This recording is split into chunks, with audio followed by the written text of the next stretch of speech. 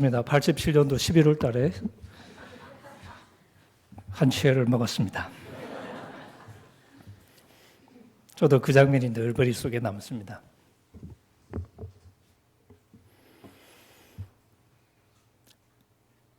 그때가 36년 전이죠.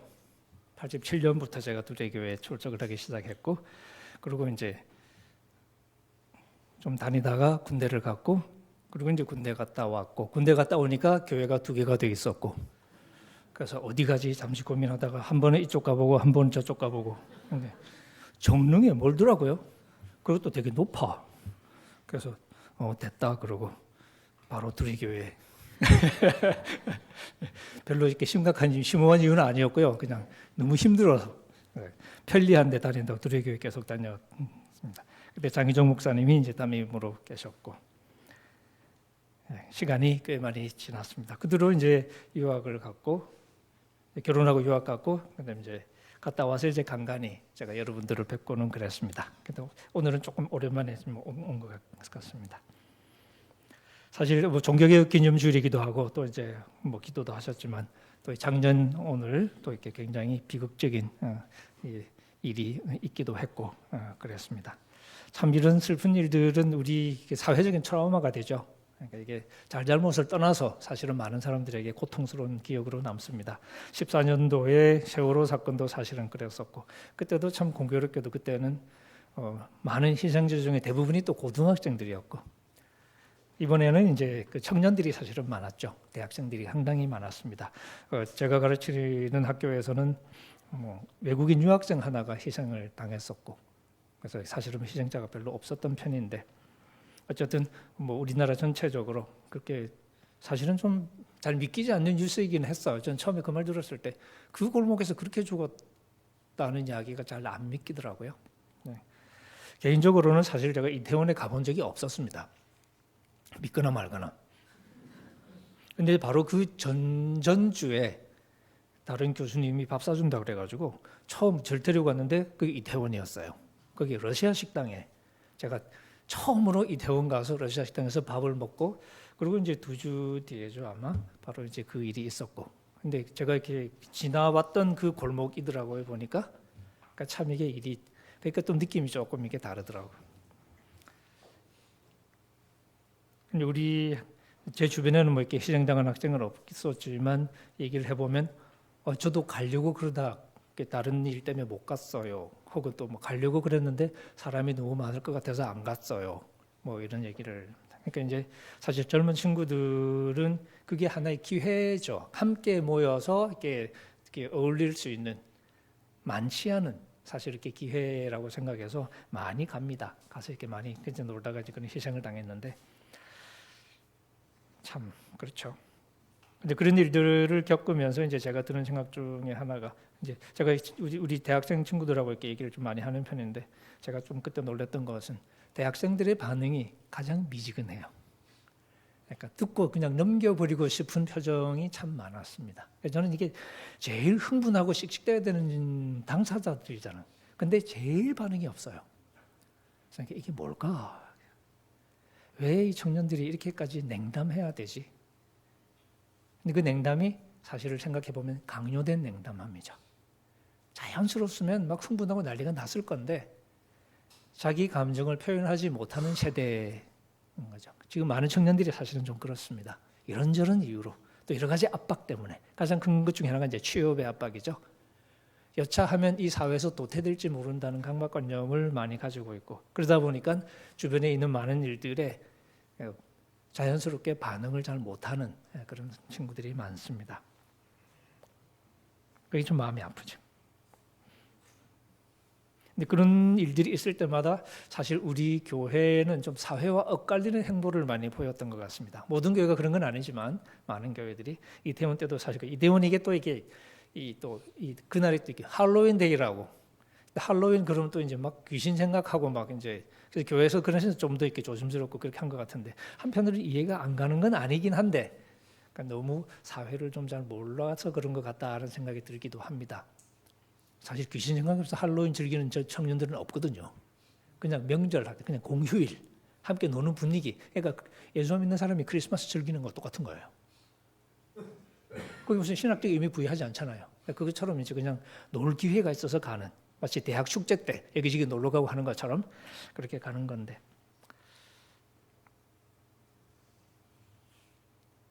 그래서 저는 이런 무관심한 그런 태도가 참 우리 사회의 증상 중에 하나인 것 같다 하는 생각을 하면서 많이 마음이 좀 힘들었던 기억이 납니다.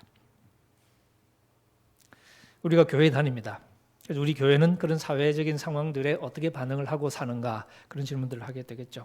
근데 여러분 잘 아시지만 우리 교회가 이제 급속도로 고령화되고 있지 않습니까?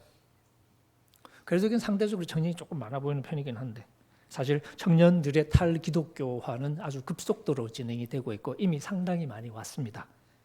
그래서 자기들끼리는 우스갯소리로 천년기념물이라고 부르기도 하고요. 너 아직도 교회 다니냐? 마치 제가 이렇게 사람들에게 얘기하면서 난 코로나 한 번도 안 걸렸는데 라고 말하니까 무슨 이상한 사람 보듯이, 얼마나 사회생활에 문제가 많으면 코로나를 안 걸릴까요? 심지어는 아내는 걸렸는데 나는 안 걸렸어. 얼마나 부부 사이가 안 좋으면. 요즘 청년들이 교회를 잘 안 나갑니다. 그죠? 그러니까 나가는 20몇 퍼센트, 20대 초반 정도의 퍼센트로 이렇게 나왔던 것 같은데, 청년들이 교회 나가는 이 부류를 보면 대부분이 다 이제 모태신앙입니다. 그러니까 중간에 예수 믿고 나오는 경우들은 없습니다. 그러니까 소위 복음을 전해 듣고 회심하는 경우, 일은 이제 거의 일어나지 않는다는 얘기죠. 다 모태신앙들인데 거의가. 그다음에 이제 이것도 두 가지로 이제 구분이 됩니다. 하나는 이제 부모의 신앙이 나이가 들면서 자기 신앙이 되어서 열심히 신앙생활 하는 그런 청년들이 한편으로 있고요. 그다음에 또 상당수는 우리가 이렇게 효도 신앙이라고 부르는, 무슨 말인지 아시겠죠? 굳이 안 나갈 이유가 없어서 그냥, 그리고 부모님하고 어릴 때부터 그렇게 해왔기 때문에 이제 교회를 나가는, 하지만 딱히 자기의 신앙이 있지는 않은, 그러니까 효도 차원에서 나가는. 그래서 부모님이 이제 돌아가시면 아마 이런저런 이유로 자연스럽게 교회와 멀어질 가능성이 많은 그런 사람들. 그래서 실제로 그리스도인으로 살아가는 청년들은 굉장히 적다라고 말을 할 수 있습니다. 이건 이번 요 세대 청년들이 유독 신앙이 없어서 그런 게 아니고 사실 자연스러운 사회 현상이라고 말해야 되겠죠. 어쩌면 교회를 다녀야 될 이유를 더 이상 찾지 못한 그런 아주 현명한 선택일지도 모르겠습니다. 실제로 청년들과 이렇게 만나서 얘기를 이렇게 하다 보면 교회로부터 상처를 받은 청년들이 굉장히 많습니다. 그래서 저도 사실은 이렇게 예전에는 안 그랬는데 어떤 경우에는 그 교회에서 빨리 나와라라고 제가 이렇게 결국 조언을 하게 되는 경우들도 적지 않습니다. 교회가 그 청년을 병들게 하고 있는 게 너무 분명한 경우들이 많거든요. 참 슬픈 얘기인데요. 그래서 교회에서 나와라라고 제가 최근에도 많이 조언을 했습니다. 그러니까 청년들 중에 다수는, 다 그런 건 아닙니다 물론, 하지만 이제 적지 않은 숫자의 청년들은 교회를 가해자로 인식을 하고 있습니다. 교회가 가해자예요. 자기는 피해자입니다. 이게 밖에서 보면 나름 건강하다고 할 수 있는 교회들이 많거든요. 근데 그런 교회들인데, 근데 이제 막상 어떤 특정한 상황이 생기면 상처를 주는 집단이 되는 거죠. 의도적으로 그런 게 아니라 자연스럽게 행동하는데 그게 상처가 되는 모습으로 이제 행동을 이렇게 하게 되는 겁니다. 한 학생이 지방에서 교회를 쭉 이제 다니고 대학에 와서도 이제 주말마다 내려가서 이제 열심히 봉사하고 교회 사람도 없고 그러니까, 그러다가 이제 너무 힘들어서 이제 서울로 교회를 옮기겠다고 교회를 얘기하니까 그때부터 자기를 바라보는 시선이 달라지는 걸 느끼기 시작합니다. 그러면서 자기의 지나온 시절도 재해석되는 것을 경험합니다. 자기가 정말 교회를 위해서 자기로서는 정말 많은 시간을 바치고 자기의 마음을 쓰고 다 했는데 떠나겠다고 얘기하니까 목사님부터가 태도가 달라지고, 그리고 자기가 해왔던 많은 일들을 예전에 했던 얘기와는 다른 식으로 얘기하고, 사실 네가 한 게 뭐 있냐 하는 식의 얘기가 이제 나오기 시작하는 거죠. 그리고 네가 오히려 교회 도움 엄청 받다가 그렇게 싹 빠져나가냐 하는 식의 말을 하기 시작하는 거예요. 이 학생은 실제로 몇 날 며칠을 그냥 울고만 있었습니다. 자기로서는 자기 평생인 거죠. 뭐 20대 중반이긴 하지만, 근데 그 인생을, 자기 인생을 다 바쳐서 자기 삶에 가장 중요했던 곳이 교회인데, 그 교회가 자기를 버리는 경험을 하면서 내가 지금까지 살아온 게 다 뭐지? 하는 생각을 할 수밖에 없었던 거죠. 이런 식의 일들이 벌어지는 거예요. 그러니까 교회에 나쁜 사람들이 많았던 게 아니고 그냥 자연스럽게 한마디 툭툭 던지는 말들이 그런 상처가 되는 그런 방식으로 우리가 살아왔던 거죠. 마치 욥기 이야기처럼. 욥의 친구들이 우리가 나쁘다고 생각할 수도 있지만 욥기에 보시면 처음에 욥을 위로하러 찾아왔잖아요. 욥의 고난의 얘기를 듣고 위로하러 찾아와서 7일 밤낮을 아무 말도 안 하고 같이 울어줬던 사람들. 그런 친구들이거든요. 근데 그 친구들이 막상 이제 욥과 대화를 하기 시작하니까 욥의 가해자가 되는 거죠. 어쩌면 우리 교회도 우리 나름의 세계 속에서 그런 역할을 하고 있는 건 아닐까 하는 생각을 이렇게 하게 됩니다. 교회라는 집단이 어쩌다가 이 지경이 되었을까? 어쩌면 우리 교회가 사실은 그러지 말아야 되는데 자기 만족 속에서 흥청망청 해왔던 건 아닌가. 그래서 그러다가 시대가 바뀌고 이제는 설 자리를 잃어가는, 그래서 구시대의 유물로 전락하고 있는 건 아닌가. 이제는 사회에서 더 이상 존재 가치를 찾지 못하는, 세상에서 제 역할을 하지 못하고 있는 그런 시스템이 되고 만 건 아닌가. 대개 이제 그런 체제가 보여주는 특징 중에 하나가 분위기 파악 못하는 자기 만족이거든요. 그리고 자기 만족을 정당화해주는 나름의 장치들이 있습니다. 우리 교회로 치면 그런 자기 만족을 정당화해주는 교리적인 장치들이 있는 거죠. 교리적인 장치, 울타리들. 그리고 우리는 잘하고 있다고 생각을 하는 거죠. 근데 잘하고 있는데 왜 자꾸 상처를 받죠? 저는 결혼하고 이제 나 정도면 괜찮잖아. 누구보다 훌륭한 남편이 될 거라고 다 이렇게 생각을 하잖아요. 그런데 왜 아내가 울까요? 그 참 이상하죠? 그런 것이니까. 우리는 잘하고 있다고 생각하는데 많은 청년들은 상처를 받고, 그만큼 우리가 주제 파악 못한 채로 있는 건 아닐까. 성경에 보면 새 언약의 시대가 동토하던 바로 그 시대, 적어도 우리 기독교인의 입장에서 볼 때는 유대교가 이제는 언약의 통로로서 제 수명을 다하고 나사렛 예수를 메시아로 믿는 예수 공동체가 새로운 언약의 공동체로 생겨나려는 바로 그 시점, 바로 그 시점에 새로운 언약의 새로운 시대의 선구자들이 나서서 옛 시대의 중심을 향해서 외쳤던 메시지, 그게 뭐냐? 바로 하나님의 백성이라는 오랜 자부심에 젖어서 더 이상 영적인 활력을 보여주지 못하는 종교를 향해서 바로 그 아픔을 꼬집는 거죠. 마치 늘어날 대로 다 늘어나버린 가죽 부대처럼 더 이상 새로운 포도주를 담을 수 없는 그런 무용지물이 되어버린, 바로 그 맥빠짐의 핵심이 뭐냐면 자기 중심적인 착각이었던 거죠. 너무너무 편리한 착각이었던 거죠. 세례요한 이야기를 잘 아실 겁니다. 세례요한이 역사의 무대에 등장해서 당시 유대교 종교의 중심을 향해서 외쳤던 외침은 뭐냐? 회개하라 하는 것이었습니다. 그리고 그 회개라는 외침 속에는 그들의 착각을 깨트리는 중요한 지적이 있었죠. 아브라함이 우리의 조상이라고 더 이상 생각하지 말라 하는 거죠. 다시 말하면 여러분이 아브라함의 자손이라고, 아브라함의 후손이라고 생각하지 말라는 거죠. 한 걸음 더 나가면 여러분이 하나님의 백성이라고 생각하지 말라는 겁니다. 여러분 하나님의 백성 아니에요. 꿈 깨라는 것이니까. 이걸 우리말로 옮기면, 우리 신약시대로 옮기면 여러분이 예수님이 여러분의 구원자라고 더 이상 생각하지 마세요. 여러분 예수 믿는 사람은 아니라고 하는 얘기하고 똑같습니다. 그걸 요즘 시대로 번역하면 꿈 깨세요. 세례요한이 그렇게 얘기하면서 요구했던 진정한 하나님의 백성의 표지는 뭐냐? 세례요한은 회개하라. 회개하라. 왜냐하면 천국이 가까웠으니까. 회개했다는 실질적인 삶의 열매를 보여달라고 요구했습니다. 아브라함이 우리의 조상이니까, 우리는 아브라함의 후손이니까, 하나님은 아브라함의 후손은 버리지 않겠다고, 영원히 버리지 않겠다고 약속하셨으니까. 실제로 그런 유대교 문서의 내용들이 많습니다. 하나님은 절대 아브라함의 후손을 버리지 않는다.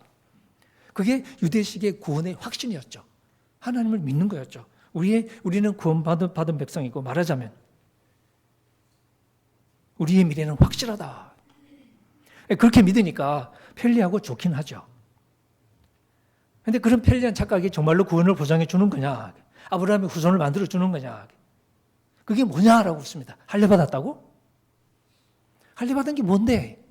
제가 우스갯소리를 할 때 하나님 심판할 때 뭐 바지 까보겠냐? 율법을 자랑한다고? 율법 들고 율법 가졌다고 율법 흔든다고 뭐가 달라지냐? 안식일 받아 제사 열심히 지낸다고? 그게 아브라함의 후손이라는 증거가 되냐 하는 거죠. 그걸 묻습니다. 하나님이 원하시는 게 뭔지 몰라요? 진짜 몰라요? 성경 안 봤어요? 아니면 모른 척 하는 거예요? 하고 물은 거죠. 회개에 합당한 열매를 맺으라고 이야기를 합니다. 왜? 하나님 나라가 이제 바싹 가까이 다가왔으니까. 세례요한이 생각했던 하나님 나라의 핵심은 심판이었습니다. 이제 심판이 바로 문 앞까지 다가왔습니다. 하나님이 심판의 도끼를 휘둘러서 이미 내려쳤어요. 그래서 이제는 그 도끼 날이 나무 뿌리에까지 거의 닿은 상황. 이제 싹 하고 잘라버리면 끝장나는 상황. 이런 상황. 빨리 회개하라는 거죠. 하나님 나라가 이렇게 가까이 왔기 때문에. 마태복음에 보면 예수님은 바로 이 세례 요한의 메시지를 그대로 이어받아서 공적인 활동을 시작합니다. 회개하라. 왜냐하면 천국이 가까이 왔으니까. 마태복음 4장 17절에 나옵니다. 이렇게 시작하신 예수님의 운동, 예수 운동의 핵심이 뭐였냐?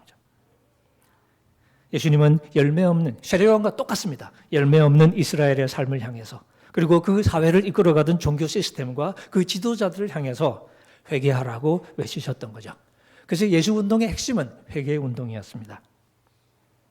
우리가 흔히 착각하는 것처럼 율법을 열심히 지키려다가 자기 꾀에 빠져버린, 자기 의에 빠진 그런 율법주의자들을 향한 외침이 아니었다는 거죠. 사실 생각해 보세요. 율법을 지키는 게 나쁜 일이에요? 좋은 일이에요? 십계명, 여러분 십계명 가끔 이렇게 읽고 외우고 그러지 않나요? 네 부모를 공경하라. 살인하지 말라. 도둑질하지 말라. 간음하지 마라. 뭐 이런 거 있잖아요. 그거 지키면 좋아요? 나빠요? 좋잖아. 그죠? 여러분이 갑자기 막 이상하게 살다가 갑자기 십계명을 지키기 시작한다고 쳐보세요. 그 목사님이 여러분 보면서 야, 저 사람들이 갑자기 율법을 지키네. 큰일 났네. 예수를 믿어야 되는데 뭐하냐? 이러실 것 같아요? 아니 목사님이 행복해 하실 것 같아요. 그렇지. 그런 거거든요. 그러니까 예수님도 정말 율법을 지키는 걸 걱정했던 분이 아니라 껍데기를 걱정했던 거죠. 폼 잡는 사람들. 진짜 실천하지 않으면서 껍데기 들이미는 사람이 있잖아요. 예수님이 생각하는 바리새인과 서기관들이 바로 그런 사람들이었던 거죠. 제가 이 경험을 해봐도 제가 이제 60이 거의 다 돼가잖아요. 세상에. 둘에게 볼 때는 20대 청년이 중반의 청년이었는데 대학 4학년 군대 가기 전에. 근데 제가 이렇게 뭐 살아온 지난 시간을 생각해 보면 많은 사람을 만났던 것 같은데 정말 내가 율법을 잘 지켜야지, 하나님께 순종해야지, 내가 더 사랑해야지, 내가 부모님 공경해야지, 내가 이웃에게 잘해야지, 막 그렇게 열심히 살려고 애를 쓰면서 내가 이걸로 구원받아야지, 그런 사람은 거의 없었던 것 같거든요. 근데 어떤 사람이 많았냐, 뻐기는 사람들은 참 많았던 것 같아요. 들이미는 사람들 있잖아. 나 이 정도야 하는. 근데 대개 보면 다 껍데기를 들이밀 때가 많더라고.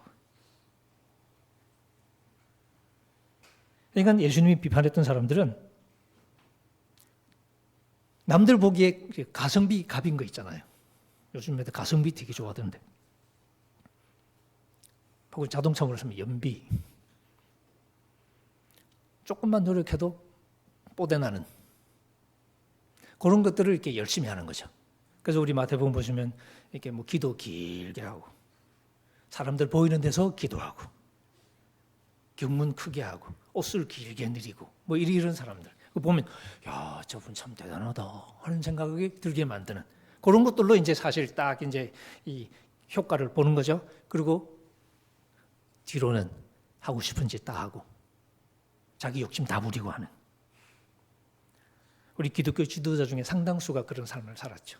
교인들한테는 온갖 좋은 얘기 다 해놓고 자기는 뒤로 다 돈 세고 앉았고. 슬픈 얘기죠. 예수님이 바로 그런 사람들을 겨냥해서 했던 이야기라는 거죠. 도덕적인 요구를 지키려고 애를 썼던 그 노력이 비난받았던 게 아니라 하나님의 말씀에 순종을 실제로 하지 않으면서 순종하는 것처럼 보이고 싶어 했던, 예수님은 활동하면서 많이 싸웠습니다. 예수님이 가장 많이 싸웠던 주적은 서기관과 바리새인이라고 불리는 그룹이었죠. 근데 이 사람들이 어떠냐? 이 사람들이 천국의 마지노선, 그러니까 천국에 못 들어가는 마지막 커트라인이에요. 제자들에게 예수님이 너희들의 의로움이 이 서기관들과 바리새인들의 의로움보다 더 크지 않으면 절대로 천국에 들어갈 수 없다라고 이제 못을 박습니다. 그럼 우리는 궁금해지잖아요. 이 사람들의 의로움이 몇 점이길래? 그럼 이 사람보다 점수를 더 잘 받아야 되잖아요. 그죠? 뭐 더 좋은 학원으로 가거나 어쩌거나. 근데 이 사람들이 뭘까?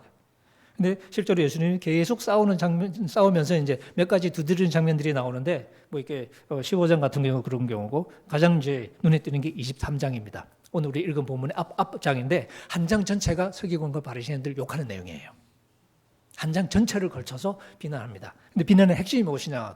니네들 이제 내가 왔으니까 나를 믿어야지. 뭐 율법 붙들고 율법 지킨다고 되는 줄 아냐? 나 믿어. 이런 얘기가 아니라는 거죠. 그건 시대착오적인 얘기죠. 우리는 그렇게 생각할 수 있지만 예수님 당시에는 그런 얘기가 나올 수가 없죠. 근데 예수님이 뭘 가지고 시비를 거냐? 간단합니다. 예수님이 그렇게 가르치죠. 얘들아, 저 사람들이 있지? 서기관과 바리새인들 모세의 자리에 앉았잖아. 그러니까 그 사람들이, 그러니까 가르치는 이제 권위가 있는 거죠. 가르치는 사람들이 되게 나쁜 말은 잘 안 하거든요. 가르칠 때는. 그렇지 않나요? 가르칠 때는 좋은 얘기 하고 싶잖아. 그래서 예수님이 그들이 말하는 바는 다 지키고 행해라. 근데 그러나 그들의 행위는 본받지 말아라. 왜냐하면 그들은 말만 하고 행하지 않으니까. 이게 예수님의 불만이었습니다. 그러니까 행함이 있었던 게 아니라 행함이 없었던 사람들. 근데 쇼를 했던 거죠. 그러니까. 그러면서도 신앙이 좋은 것처럼 보이고 싶어 했다는 거죠. 그래서 남들 보는 데서 기도하고 그 장치들을 마련하고 그랬던 거지. 근데 예수님은 제자들에게 너희들의 의로움이 이런 껍데기들의 의로움보다 더 커야만 천국에 갈 수 있다고 얘기한 거죠. 이 사람들 뭐냐면 위선자들이니까. 그래서 예수님이 마태복음 23장에 보시면 예수님이 이제 앞에 얘기하고 중간쯤부터는 계속 이 위선자들아.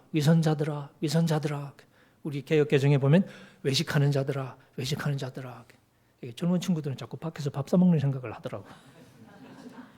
좀 바꿔야 되는데 아직까지 이 표현을 안 바꿨습니다. 근데 외식은 바깥 외자에다가 꾸밀 식자입니다. 겉꾸밈하는 사람들. 그게 사람 눈에 보이는 거니까. 이 위선자, 외식하는 자로 번역된 단어의 용법 중에 하나는, 그 당시에 쓰이던 용법 중에 하나는 연기자라는 뜻이었습니다. 연기하는 사람들. 인생이 다 연기야. 카메라 돌아갈 때 멋있게 카메라 꺼지면 본색이 돌아오는 거지. 가끔 연예인들 중에는 카메라 꺼졌는데 이상한 짓 하다 걸려가지고 인생 쫑나는 그런 경우 있잖아요. 예수님이 그러면 너희 의가 얘들보다 커야 된다. 그게 무슨 얘기냐? 위선한다고 되는 게 아니라는 거죠. 하나님은 껍데기와 속을 구분하시는 분이니까 너희들은 진정한 내실 있는 신앙. 그게 마태복음 6장에서 예수님이 가르치는 겁니다. 사람에게 보여주려고 사람 앞에서 너희 의로움을 행치 않도록 주의하라. 이게 마태복음 6장이 시작하죠. 그게 바로 위선을 경고하는 거죠. 그러니까 어떻게 기도할 때, 구제할 때 오른손이 하는 거 왼손도 모르게. 저 같으면 왼손으로 하고 오른손이 모르게. 저는 양손 다 쓰는데 그럼 어떻게 되나? 그 정도로 은밀하게. 기도할 때 골방에서 조용히. 그러니까 사실 보여주고 안 보여주고 결정적으로 이게 중요한 건 아니겠죠. 하지만 진정성 있는 기도로 하나님께 나가는 사람이라야 된다는 이야기죠. 사람들을 의식해서 하는 기도 말고.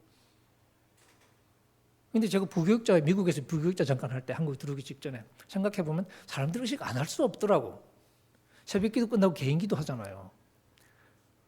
엄청 오래 이제 남아 계시는 권사님이 계셨거든요. 제가 그보다 빨리 가면 될까요? 안 될까요? 나 기도할 것도 없는데. 게다가 또 이제 그때 마침 또 이렇게 우리 애가 태어났었거든요. 애가 태어났는데 또 이렇게 참 그걸 어떻게 아시고 우리 담임 목사님이 또 한국을 들어가신대. 그러니까 나밖에 없는 거지. 그러니까 새벽에도 매일 내가 해야 된다. 빨리 가서 애를 낳아서 지금 돌봐줄 사람이 그때는 없어가지고 저희 장모님이 6주 후에 오셨거든요. 애 낳고. 그리고 이제 가서 미역국을 끓여야 되는데, 이 권사님이 안 가시잖아요. 그래도 가라고 그럴 수도 없고. 기도가 될까요? 안 될까요? 그게 남아있는 건 그냥 폼 잡고만 있는 거지. 그죠? 사실, 물론 뭐 그런 경우는 좀 뭐 귀엽게 봐줄 수도 있는 상황이겠죠. 근데 우리가 이게 습관이 되면 사람을 의식해서 살아가고 하나님을 생각하지 않는 경우가 많잖아요. 예수님이 바로 그 문제의 본질을 끊임없이 지적하면서 하나님 앞에서 살아가는 신앙을 회복하라고 얘기했던 거죠. 바로 이 예수님의 이야기를 우리가 마태복음에서 많이 읽습니다. 위선자들을 향한 경고를 날리면서 제자들에게 진정한 신앙을 갖도록 독려하셨던 예수님. 이제 이 제자들의 의로움은 이런 위선자보다는 커야 되잖아요. 그죠? 겉으로는 그럴듯하지만 속으로는 자기 욕심 다 챙기면서 살아가는 그런 위선자는 천국에 못 간다. 속이 꽉 찬 삶으로 열매가 드러나는 그런 신앙을 보여달라. 그런 사람이 천국에 들어간다 하는 거죠. 그래서 산상수훈의 결론, 여러분 잘 아시는 것처럼 7장 21절에 예수님이 이렇게 얘기하시죠. 나더러 주여 주여 하는 자마다 다 천국에 들어가는 게 아니다. 우리는 로마서만 냅다 읽어대가지고 로마서 말고는 안 읽잖아. 성경 공부도 맨날 로마서만 하고. 그죠? 히브리서 뭐 이런 거 성경 공부 해보셨어요? 그런 거 읽으면 큰일 나거든. 왜? 마음에 안 드는 섬뜩한 얘기가 너무 많이 나와요. 그러니까 안 읽어요. 이게 이제 교회 오래 다니는 사람들이 이제 배운 기술 중에 하나죠. 행복하게 오래 교회를 다닐 수 있기 위해서는 성경 말씀을 걸러서 읽을 줄 알아야 되는 거죠. 슬쩍 넘어갈 줄 알아야 되고. 안 그러면 불편해서 못 다닙니다. 근데 로마서에 보시면 바울이 요엘을 인용해서 누구든지 주의 이름을 부르는 자는 구원을 얻으리라. 근데 예수님은 우리가 주여 주여 하면 구원을 받는 거잖아. 그죠? 주의 이름을 부르는 거니까. 근데 예수님은 나더러 주여 주여 하는 자마다 다 천국에 들어가는 게 아니라고. 반대로 오직은 반대로라는 뜻입니다. 반대로 하늘에 계신 내 아버지의 뜻대로 행하는 자라야 들어갈 것이다. 이게 예수님의 요구입니다. 행함이 없으면 다 꽝이라는 거예요. 거짓말이니까. 그럼 우리가 어떻게 이 구조를 생각할까요? 예수님이 아직 로마서 공부를 못 하셔가지고 예수님이 신학에 약간 문제가 있어서 그렇게 얘기할까요? 우리는 그렇게 많이 해요. 로마서의 다리미가 강력한 다리미 가지고 마태복음을 다리잖아. 그리고 행복하게 넘어가잖아. 그래서 이거 읽으면서 많은 사람들이 이거는 그런 뜻이 아니고요. 그러면서 설명하는 사람도 많아요. 그런 뜻이 아니긴 뭐 그런 뜻 맞구만. 심판 때 그러죠. 그날에 많은 사람이 나에게 말할 것이다. 우리가 주여 주여 2번씩이나 우리가 주의 이름으로 선지자 노릇하죠. 주의 이름으로 귀신을 쫓아내고 주의 이름으로 많은 능력을 행하지 않았습니까? 할 거다. 그때 내가 그들에게 밝히 말하겠다. 누구세요? 내가 너희를 도무지 알지 못하니 불법을 행하는 자들아 나에게서 떠나가라. 불법을 행하는 자 혹은 문맥 따라 보면 악한 사역자들, 요즘처럼 나쁜 목사들을 사실은 1차적으로 생각하는 말씀이죠. 이런 상황이 생겨나는 이면에는 우리는 자꾸 이제 우리 좋은 대로 생각하고 싶잖아요. 그죠? 모든 일이 문제가 그거잖아요. 부부 사이도 사실 문제가 생기는 게 남편은 남편대로 생각하려고, 부인은 부인대로 자기 편한 대로 생각하려고 그러고, 이게 엇갈리게 연애할 때는 막 뭐까지 간이라도 빼줄 듯이 하잖아요. 근데 이제 우리 화장실 가기 전하고 또 갔다 와서 하고는 또 이렇게 세계관이 달라지니까. 그죠? 결혼을 해야 될 때하고 또 하고 나서 하고는 또 이렇게 많이 달라지나 봐. 그죠?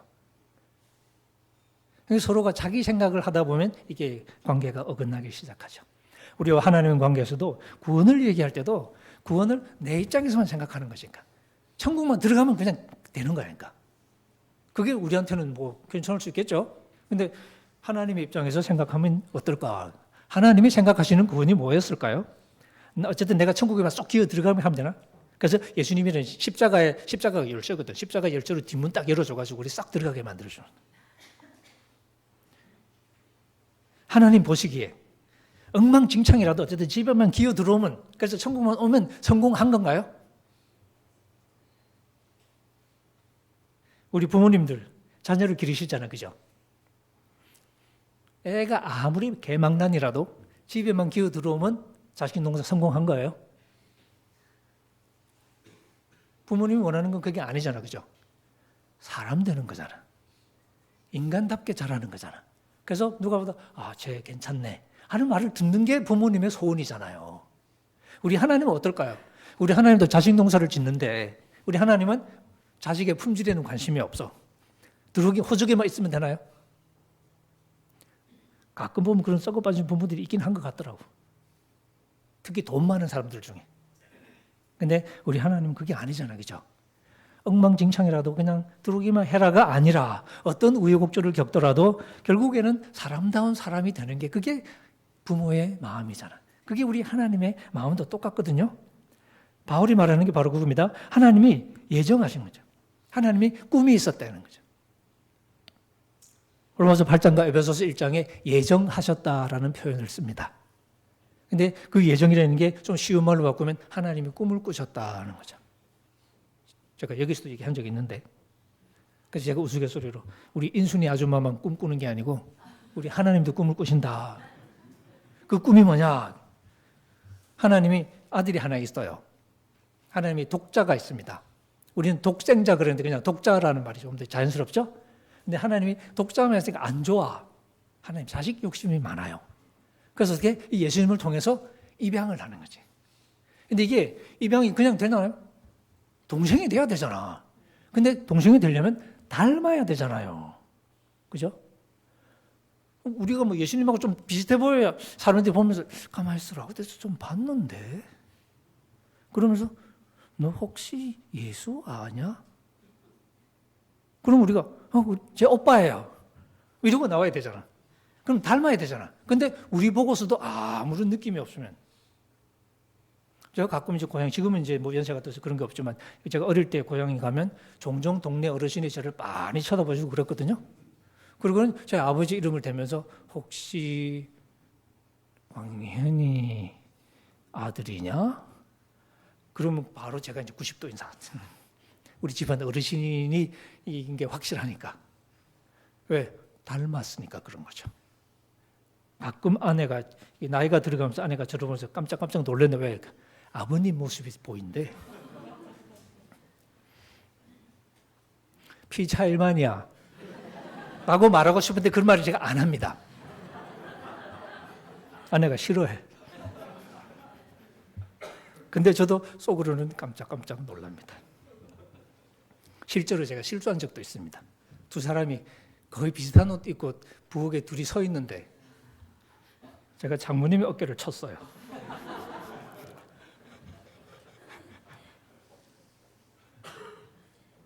이게 바로 하나님이 기대하시는 거죠. 지금은 엉망진창이야. 근데 언젠가는 쟤들이 내 아들을 닮을 거야. 이게 쉽게 되는 게 아니죠. 우리가 이렇게 소위 감동받는 스토리들이 많이 있습니다. 제가 바보온다라고 평강공주 얘기를 잘하는데 평강공주가 시집을 오잖아요. 그죠? 바보한테 시집을 오잖아요. 그래서 바보의 아내로 평생 잘 살았잖아. 그죠? 그런가요? 바보의 아내로 살았나요? 그게 아니죠? 우리가 흔히 하는 말로 너에게는 다 계획이 있었구나. 그러니까 시집 올 때 생각이 있었던 거죠. 시집 와서 어떻게 했습니까? 자세한 얘기는 우리가 모르지만 그때부터 바보 온다라한테 공부를 시켰겠죠? 바보가 공부하는 게 쉬웠을까요? 행복했을까요? 우리 공부하는 학생들 공부하는 거 좋아요? 싫어요? 미치겠잖아. 근데 해야 되니까 하는 거지. 근데 바보는 또 머리가 안 돌아가는데 얼마나 힘들었을까요? 또 무술 훈련을 또 그것도 쉽지 않았을 텐데 운동하는 사람들 보면 정말 안 하고 싶대요. 그렇게 고통스럽게 훈련하고 하더만. 이제 그런 과정을 겪은 거잖아. 얼마나 긴 시간 동안 훈련을 했을까요? 그리고 얼마나 고통스러운 시간을 보냈을까요? 얼마나 많이 부부싸움을 했을까요? 온달은 계속 냅두라고 라고 얘기했을 것 같고요. 근데 공주는 계속 아니라고 당신은 그런 사람 아니라고 그러지 않았을까요? 그러면서 그림을 보여줬겠죠? 그 그림을 가지고 다그치고 해서 훌륭한 장수를 만들고 그래서 나라를 구하게 만드는 이야기. 그게 우리가 사실 감동하는 포인트잖아요. 이게 하나님이 얘기하고 사실은 똑같은 거죠. 그러니까.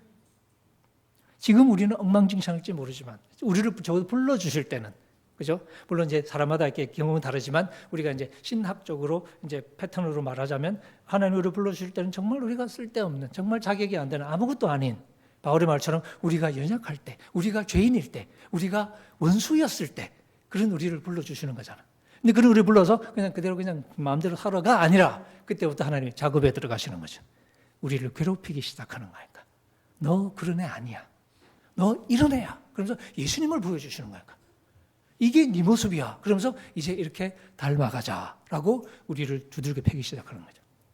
이게 하나님의 은혜가. 그래서 바울은 디도서에서 하나님의 은혜가 나타나 우리를 양육하시되라는 재미있는 표현을 씁니다. 이것도 제가 설교한 적이 있습니다. 기억나시겠는지 말든지. 말씀을 들을 때마다 새로우시죠? 듣는 족족 다 잊어먹고 들을 때마다 새롭고.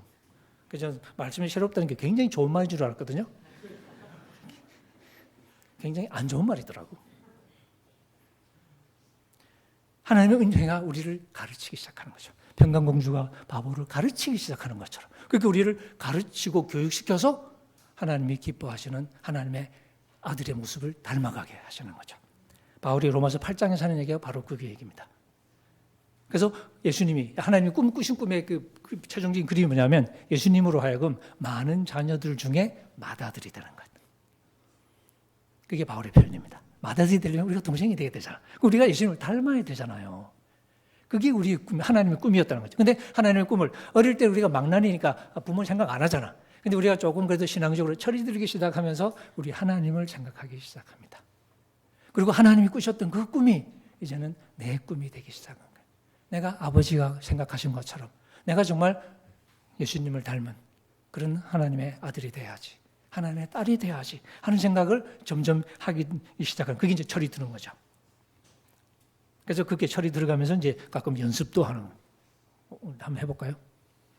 우리 형제님들 예수님 생각하시면서 형 하고 한번 해보십시오.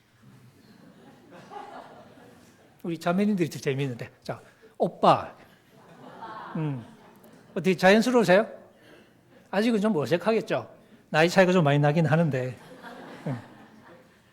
뭐 나이 차이 나도 뭐 관계는 어쩔 수 없잖아.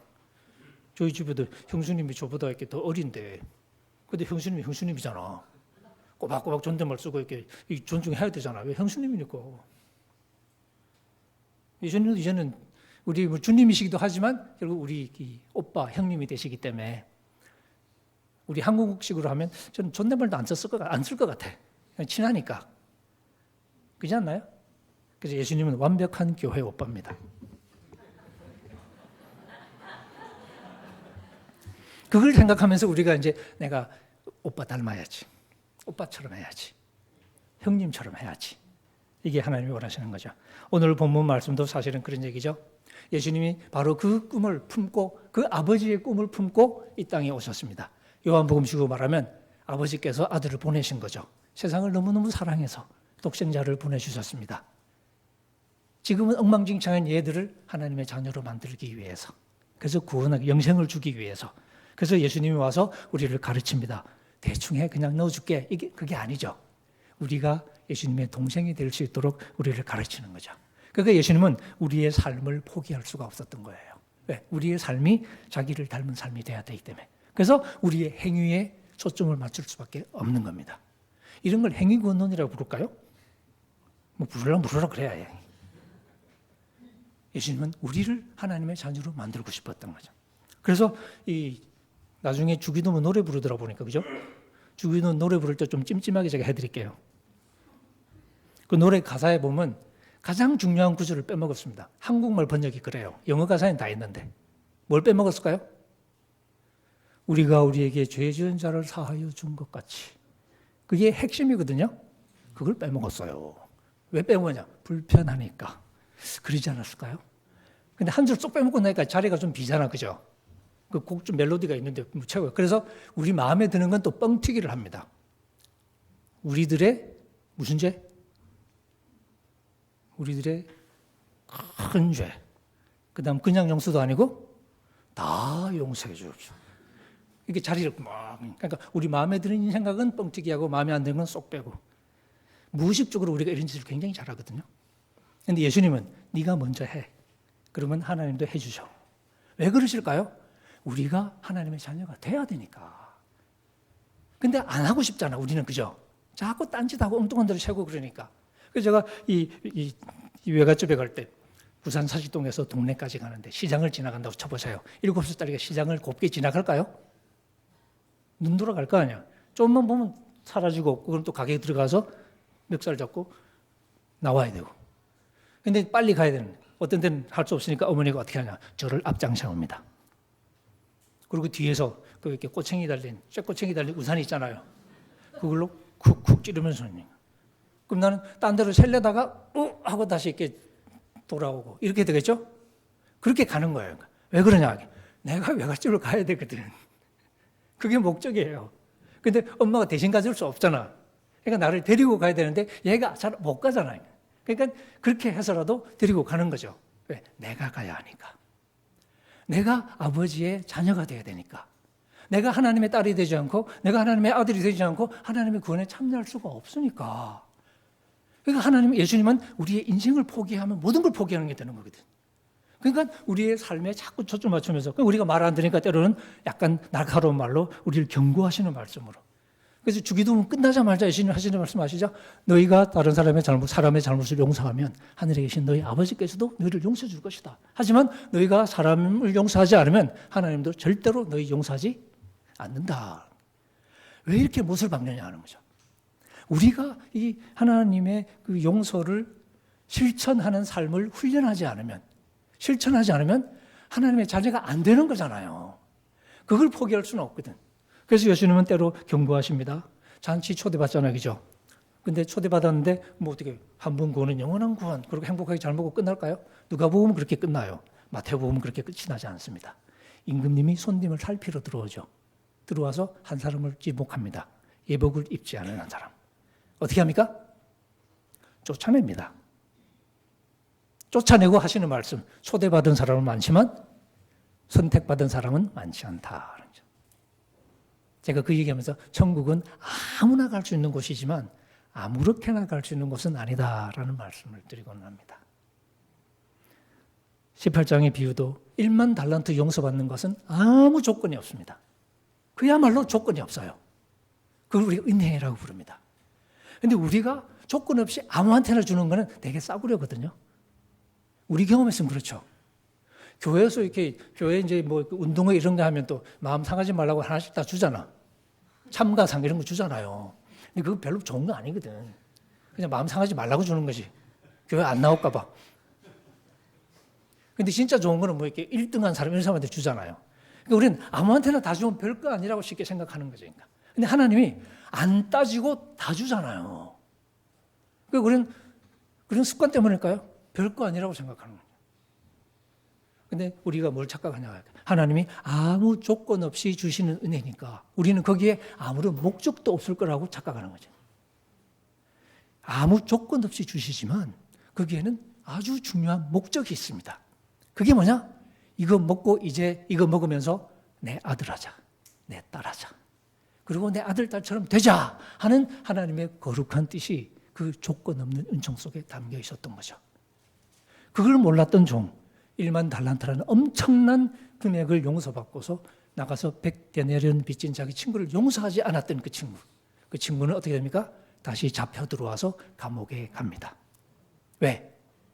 내가 너를 불쌍히 여긴 것처럼 너도 너의 동료를 불쌍히 여기는 것이 마땅하지 않냐 하는 그 임금님의 뜻을 무시했기 때문이죠. 은총 속에 담긴 하나님의 뜻을 무시하면서 은총을 누리겠다는 건 말도 안 되잖아요. 그런 거 우리가 믿음이라고 그러지 않고 도둑놈 심보라고 부릅니다.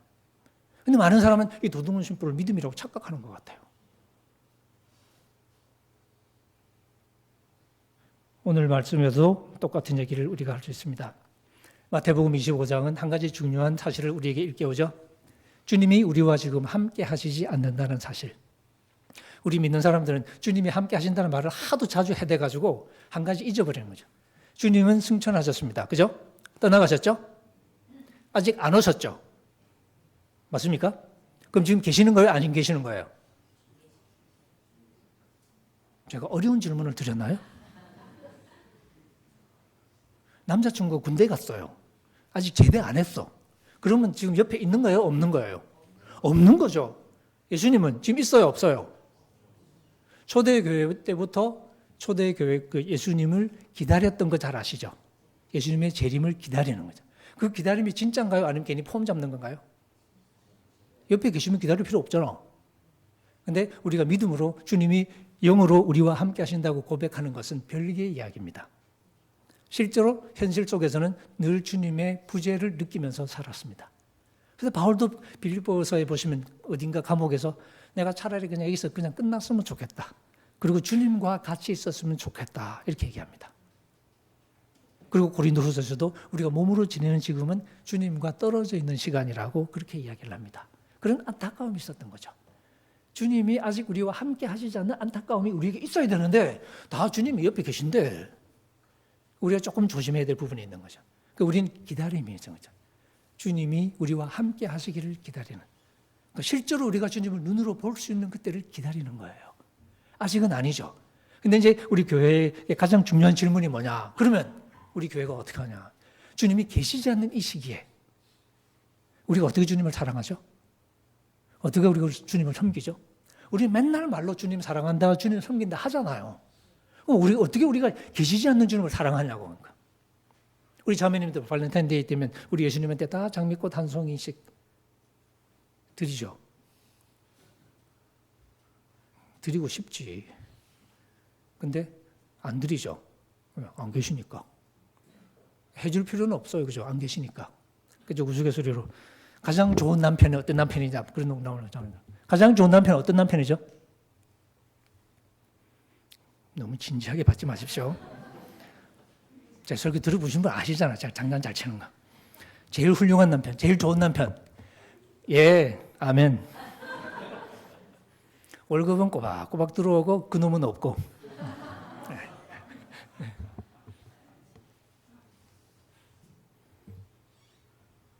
직업으로는 의사 부인이 제일 좋다 그러대요. 잘 되는 병원의 의사 부인. 의사는 맨날 하루 종일 일하느라고 바쁘고 부인은 그 돈 쓰느라고 바쁘고. 우리가 주님을 어떻게 사랑하죠? 안 계시는데 그냥 뭐 장기 출장 가 있는 남편이니까 그냥 가끔씩 I love you 뭐 이러고 하면 되잖아. 돈도 안 드는. 우리 그 예배에서 뭐 주님 사랑해 노래만 부르면 되고 해줄 건 없고 우리가 거기에 몰두하면서 내 인생 내 마음대로 살고 그게 신앙이라고 생각하는 거죠.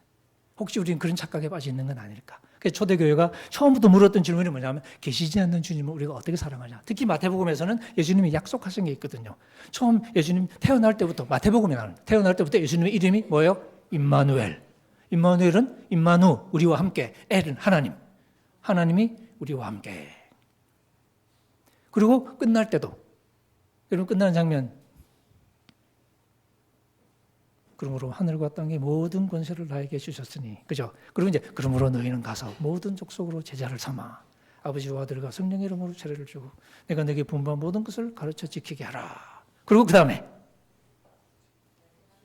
세상 끝날까지 너희와 항상 함께 있겠다. 그리고 어떻게 하셔요? 물론 기록이 되어 있지는 않지만 어떻게 하신 것 같아요? 빠이빠이. 항상 함께 있겠다고 얘기해놓고 그리고 바로 사라져.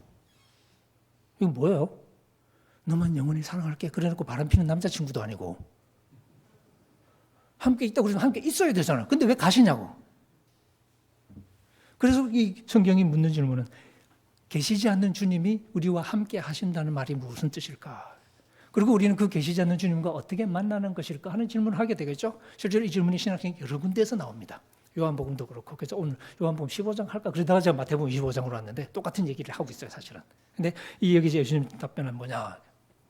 심판 때 온 민족을 불러 모으겠죠? 그리고 구분합니다. 왼편, 오른편, 왼편을 구분하는데 목자가 양과 염소를 구분하는 것처럼. 그 얘기는 실제로 양과 염소 되게 헷갈립니다. 확 구분되는 것도 있지만 어떤 건 굉장히 헷갈리는 거 있거든요. 우리는 그 구분을 잘 못하는 거지. 누가 양이지 누가 염소인지. 목자는 헷갈릴까요? 목자는 헷갈리지 않습니다. 그렇게 확실히 구분하는 거예요. 지금 우리는 모릅니다. 누가 착한 애인지 나쁜 애인지. 산타도 모르잖아요.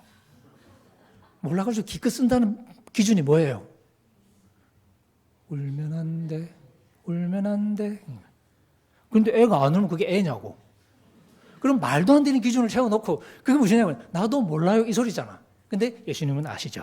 확실히 구분합니다. 근데 그 구분의 기준이 뭔가를 가만히 보니까 예수님이 한쪽 사람한테 찾아가서 예수님이 막 너무너무 고마워서 어쩔 줄 모르시잖아요. 내가 배고플 때 너 먹을 거 줬잖아. 내가 목마를 때 너 물 줬잖아. 너 기억나냐? 너 기억나냐? 예수님 기억나냐? 근데 갑자기 그런 것 같기도 한데 사실 기억이 안 나거든요. 그럴 때 있잖아요. 기억이 안 나. 왜? 주님이 안 계셨으니까. 언제 그랬냐고. 그때 주님이 뭐라고 그러십니까? 네가 그렇게 한 거 있잖아. 그게 바로 나였어. 몰랐지? 헐. 그 심판 때 우리가 이렇게 내뱉는 감탄사는 헐입니다. 이걸 조금 이렇게 유식하게 표현하면 심판의 의외성이라고 우리가 부릅니다. 왜? 우리는 주님을 직접 만나는 것만 생각했거든요. 실제로 주님이 계시지 않는 기간에 주님과의 만남은 뭐였던 거예요? 간접적인 만남이었던 거죠. 어떻게? 주님의 뜻대로 우리의 사랑을 필요로 하는 사람에게 우리의 사랑을 베풀어주는 방식으로 그 약한 자를 섬기는 섬김의 방식으로 우리가 주님을 간접적으로 만났던 거죠. 주님과 비슷한 행동을 우리가 흉내냄으로써 주님과 가까이 가는 거였지 실제 주님을 우리가 만나는 건 아니었던 거죠. 근데 우리는 실제 주님을 만나는 게 아니니까 그 빈 공간을 어떻게 메꾸냐. 이웃을 사랑하고 막 그렇게 하면 좋은데 그거는 이게 돈이 많이 들잖아요. 시간도 많이 들잖아요. 하기 싫잖아요. 그러니까 어떻게 해요? 덜 싫은 것에 집중하게 되는 거죠. 교회 열심히 나오고 예배 열심히 드리고 성경 열심히 읽고 요즘 또 성경 열심히 또 베끼는 분도 많더라고요. 베끼는 게 힘들긴 하지만 이웃 사랑하는 것보다는 훨씬 쉽지 않나요? 그냥 내가 집에서 베끼기만 하면 되잖아. 근데 이웃 사랑하는 거 어때요? 때로는 자존심을 내려놔야 되고 나한테 상처 준 친구를 용서하려면 내 자존심을 내려 이거 죽기보다 하기 싫잖아요. 쥐뿔도 없어도 내가 자존심 하나로 사는데 그 자존심조차도 내가 꺾어야 된다면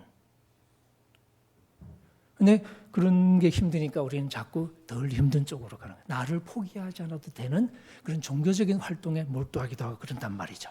그럼 나를 과시하는 게 되니까 더 일석이조지.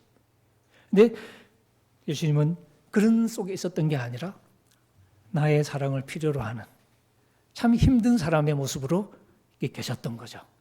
배고픈 사람, 목마른 사람, 헐벗은 사람, 떠돌이, 감옥에 갇힌 사람 이런 모습으로 계셨고 예수님은 바로 우리가 그런 사람들에게 다가가서 그런 사람들에게 사랑의 손길을 내몰기를 원하셨다.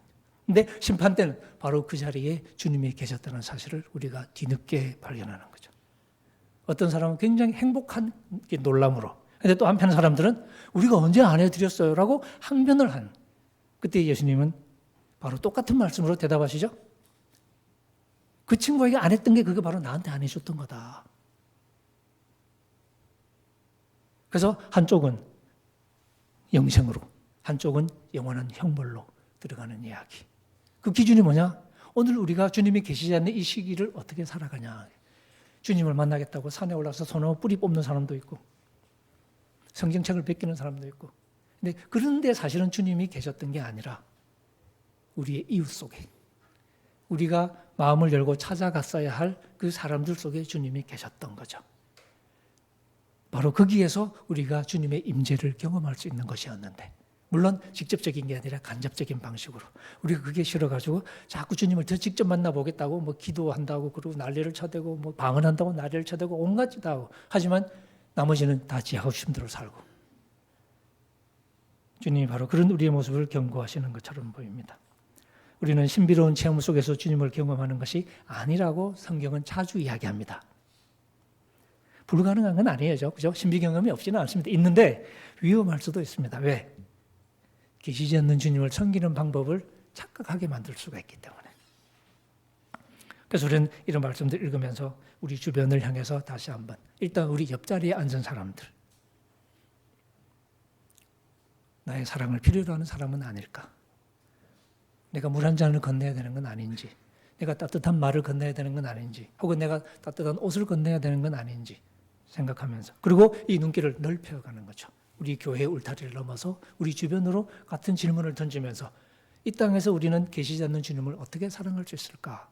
우리가 주님의 이름으로 섬겨야 할 대상이 누구일까를 물으면서 그 사람들을 찾아가는 노력.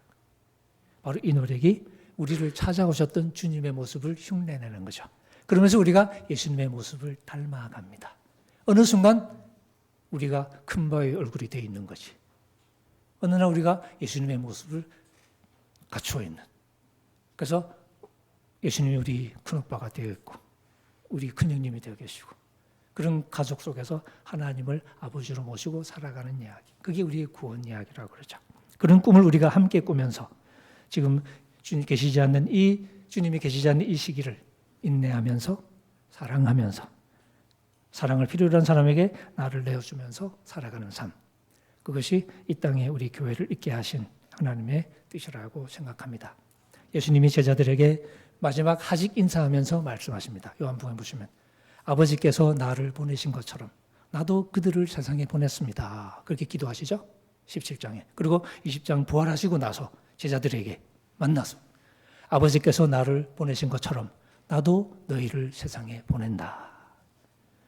아버지께서 그 꿈을 품고 이 아들을 보내셨던 것처럼 이제 예수님도 똑같은 꿈을 품고 우리를 세상으로 보냅니다. 우리가 그렇게 이웃을 사랑함으로써 예수님을 닮아가도록, 그래서 예수님을 알고 하나님을 알도록 이런 선교적인 사명을 다하는 공동체.